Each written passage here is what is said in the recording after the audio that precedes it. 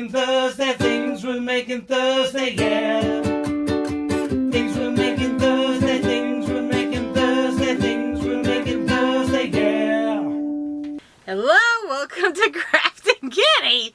My name is Erin, and yeah, it's been about a week, I think, since I've been on. I am sorry, but life has gotten in the way. And let me tell you, I feel like I am not super adjusting well to the change of both kiddos being at school. I thought, so on like before I had kids, all of that stuff, I was a remote worker. I worked from home. I was a consultant, but, so I'm used to having, or I was used to having to direct my own day. And I thought with both kiddos in school, it would be a bit more like that. And I think I was very wrong. I think it's more like, and maybe it's because I don't have that job anymore, and you have a job, you do your job during the day. So maybe it's more like a person who has retired and I'm having difficulty finding my footing. And yeah, I'm going to have to struggle through that, as I think many people have before me, and many people have made it through, and I think I shall as well. On the plus side, I have gotten into routine of doing physical activity in the morning, doing a bit of a workout in the morning, so I am proud of myself for that. So now we just need to build more routines, I think. I think routine will be the key. But I have not yet developed the YouTube routine that I had hoped I would and would easily find. And I don't know why. I think I'm going to have to do some self-reflection there. But all of this is to say, it's Thursday. I have finally come to the crafting room, and I am sitting before it, before the camera. I have an incredibly backlog of things people have shared with me. I will look to share those in the future. Just preparing you that I'm not going to share anything in this video, because frankly, just sitting down in front of the camera, I think, has been a bit of a step here for me this week. So, what is going on? We are actually in a new month. I have missed multiple Thursdays. And so I did not share the end of my August project, which was the granny squares. And it's actually a little further away than I thought. So, Bingo will be thrilled because she has been waiting for this. I did, in fact, finish Bingo's granny square, which way is it supposed to orient it? This way. Neon stripes. So this is using Red Heart, Super Saver Black, and then half of the colorways in the Hirschner's Neon Lights line. And I just made basic 5 round granny squares, and then I went around each one with another round of double crochet in black, and then joined it. I don't even know if I'm going to be able to get all of this in camera. This is pretty awkward. But here we go. This is what it has turned out to be. And I think it turned out really fun. And she is super excited about it. So yeah, I have finished a granny square project. What? And I do know I have a couple granny square projects, including a gorgeous blanket that has been shared. And so I am looking forward to getting those shared. And yes, I will share them. I don't care what month they come from. They will be shared because they are gorgeous and deserve to be shared. So here we go. This is the granny square blanket. I did not finish Bingo's dress, but I am working on more tiers for the skirt, and it's going to be a work in progress. I will share it when it's done. So now we are in September, which means there's a whole new thing. And you know what? I am all befuddled. I don't even think I told you what Things We're Making Thursday is. It's a gigantic collaboration between a large number of people, and they're both YouTube content creators and non-content creators. And this year we're doing themes. So it's going to be a theme of projects. August was things made from granny squares, thus the blanket. September is shawls, whatever shawl you want to do. So I am double dipping with the Krafting Kitty Creator Spotlight and making a shawl from Bee Hooked Crochet. I am totally blanking on the name of the shawl. Oh. Okay. It is YouTube. It is a shawl that she designed based on a knit. Oh, it's just called Easy Crochet Shawl for Beginners 2. No, be quiet, ad. Oh, stop. Just like we had a few rapid fire rows to set things up at the start, we have that same thing here at the other end. No, let's start over so you can see. The last thing you want to do to crochet is a project in your PhD photo. Okay, so it's just called Easy Crochet for Beginners 2. To create a shawl that matches the crescent shape of this knitted. It is. Can I show you? Oh, who cares if you see what's on my watch later list? These are things I would like to make at some point. They're all crochet or knit tutorials. So it is this one. And it's kind of a crescent, and it makes kind of an S form.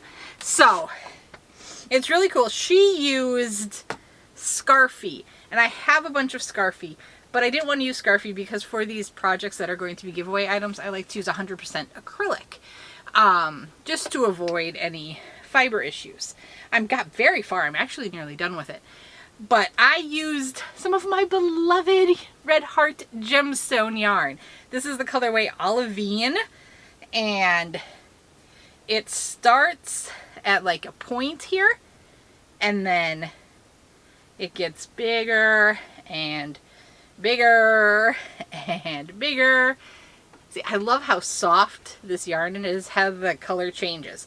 So then you get to like the widest point, and it's like curving in on that side, and then at the widest point you switch it so it starts curving the other direction.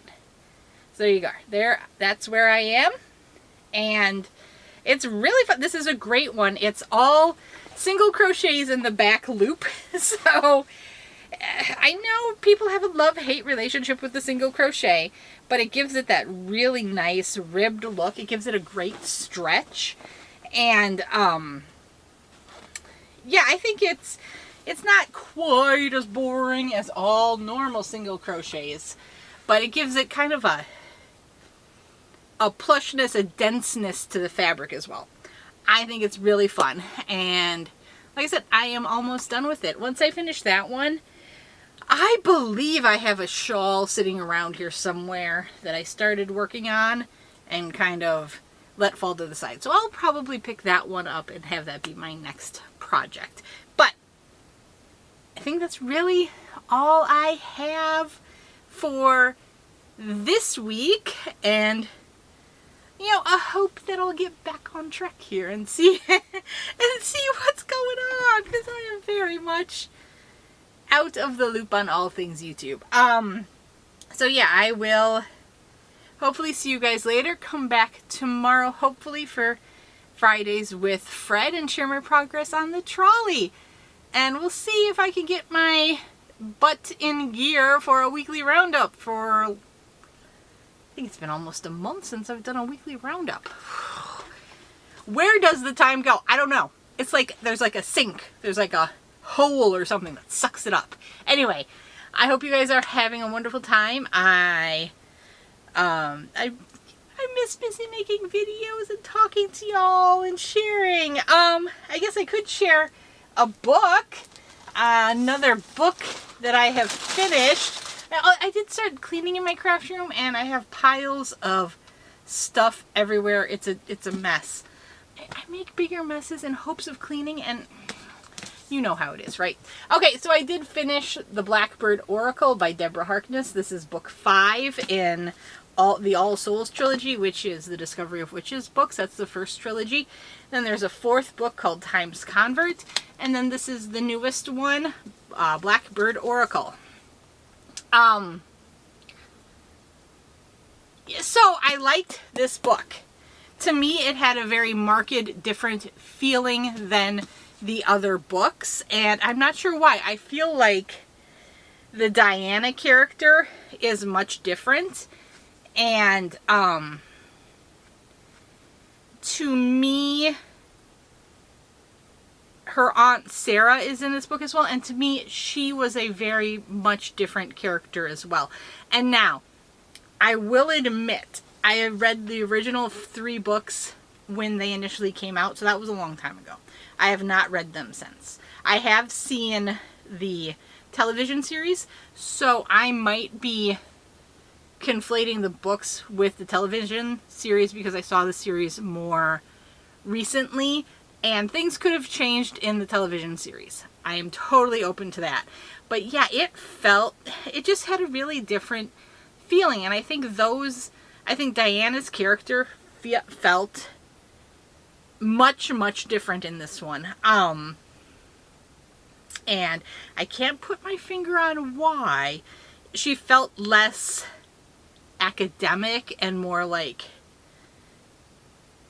guided by her emotions and things, and I think that was different than the first one. I mean, she certainly was emotional in the first one. I'm not saying that at all, but yeah, she was definitely led more by the mystical forces than normal, than in the initial books. What's going on? Oh, I'm getting text messages. But yeah, I liked the book. I thought it was good. I will continue reading because it feels as though Deborah Harkness is writing more in this universe, and I think that will be a good thing. The book, I think, is very pretty. It's got lovely designed end pages, and it's like got an embossed raven there. Can you see that? Maybe kind of. But yeah, I think it's a pretty book. Not quite as pretty as the Patrick Rothfuss one, but it's a pretty book, and that counts. The dust cover also has a real tactile feel that's fun. I like it. But yeah, if you liked the All Souls trilogy a while back, I think this would be a good thing to dip back into. This is more fantasy. It is contemporary fantasy, so it's written in around about these times. It is about magic. There's witches, there's demons, there are vampires. In this book, not much is said of the demons, so it's mostly vampires and the witches. It's very focused on witches and witch society and how the covens work and the groups of witches interact and things like that. So it's very, very focused on that group with, of course, I mean, you can't avoid the vampires with the situation, the marriage of Diana and Matthew. You can't escape it. And of course the children are here. The children are older, so you kind of skipped over babies into... it feels like the kids are like 6, 7 in this book. Somewhere around there. Maybe 8. They're young kids still, but we've moved through. They're not toddlers. They're not babies. They're much older. In Times Convert, they are toddlers. So this is a few years after Times Convert. There's mention of Phoebe, but it's more like, oh, Phoebe would be really interested to see this old house. Don't tell Phoebe about this. But Phoebe doesn't actually appear. Neither really does Marcus. So I'd be interested to see how they show up later in the series. And yeah, so yeah, this is definitely more witch oriented than the other books that were more all-encompassing. Although Times Convert was definitely more focused on the vampires. So yeah, at this point I'm kind of rambling, and if you have no knowledge of these books, you're like, Erin, you're a crazy person. But yeah, there you go. I would recommend it if you like the initial books. I don't feel like... This does feel like the start of a whole new story, so I don't feel like you have to have all the foreknowledge of the first books to hop in this one. It's certainly not standalone, but I don't... Yeah, I think you could just start here if you wanted to. Like I said, I believe I had read that she's trying to do another